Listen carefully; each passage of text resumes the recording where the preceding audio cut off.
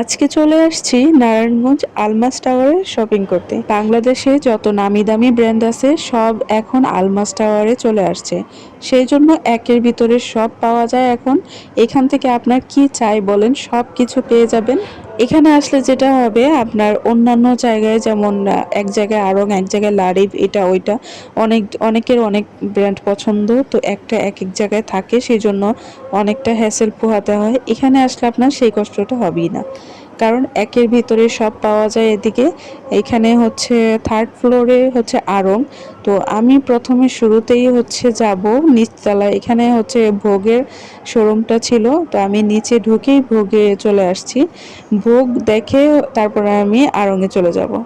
রোজা রেখে যারা ঘোরাঘুরি করতে একদমই পছন্দ করেন না, তারা এই মার্কেটটাতে চলে আসতে পারেন।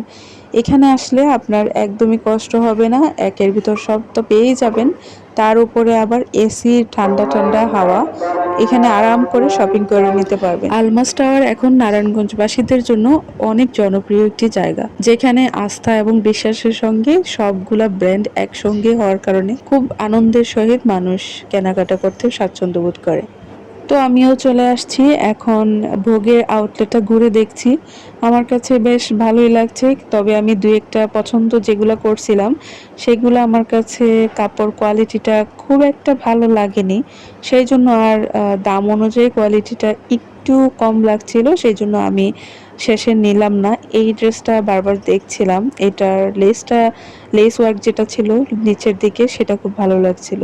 আরও কিছু ড্রেস আছে ইউনিক ইউনিক, এই যে এই হট পিঙ্ক কালার ড্রেসটা, এটা আমার বেশ ভালোই লাগছিল, তবে সামনাসামনি দেখতে একটু ওল্ড ওল্ড মনে হচ্ছিল যে কেউ এক দুইবার ইউজ করে রেখে গেছে। জানি না আপনাদের মতামত কি, আমি আমার অপিনিয়ন জানালাম। তো এই ড্রেসটাও বেশ অনেক আগেরই, আমি এর আগেও যখন এসেছি তখন দেখেছিলাম।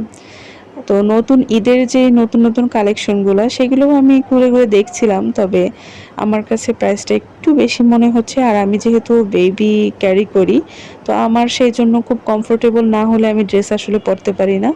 এই রেড কালার ড্রেসটা আমার ভীষণ ভালো লাগছে, তো আমি কিন্তু শেষ পর্যায়ে আসলে নিতে পারিনি, কারণ ওই যে আমার বেবির জন্য চিন্তা করে আমি আসলে কটন লাভার, সেই জন্য কটন কিছু নেব। ভোগে এসেও আসলে কটন অনেক কিছুই দেখেছি, বাট আমার তেমন একটা ভালো লাগেনি। কটন যেগুলো ছিল এগুলো লোনের মধ্যে অনেক সুন্দর সুন্দর ডিজাইন ছিল ঠিকই, তবে মনে হচ্ছিল একটু মানে ইউজ করা এরকম, কেন জানি না, এটা আমার কাছে মনে হচ্ছিল।